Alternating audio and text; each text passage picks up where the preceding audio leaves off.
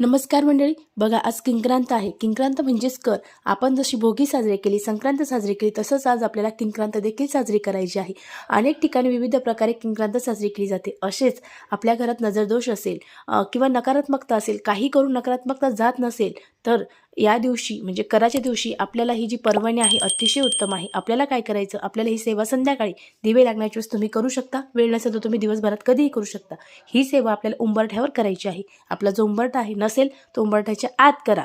आपल्याला एक पंती घ्यायची आहे मातेची. त्यात आपल्याला 3 मिरे, 3 लवंगा, 3 चिमूटभर पिवळी मोहरी आणि 7 भीमसेनी कापूर घ्यायचा आहे. भीमसेनी कापूर नसेल तर आणा, कारण तो अतिशय महत्त्वाचा आहे. त्याने 100% घरातील नकारात्मकता जाते, वास्तुदोषसुद्धा जातो. त्यानंतर आपल्याला संध्याकाळी ते आपल्या उंबरठ्यावर जाळायचं आहे. त्यानंतर तसंच ते घेऊन आपल्याला आपला जो दरवाजा आहे, मुख्य दरवाजा, त्याच्यावर 7 वेळेस फिरवायचा आहे. बघा, असं केल्याने तुमच्या घरातली नकारात्मकता 100%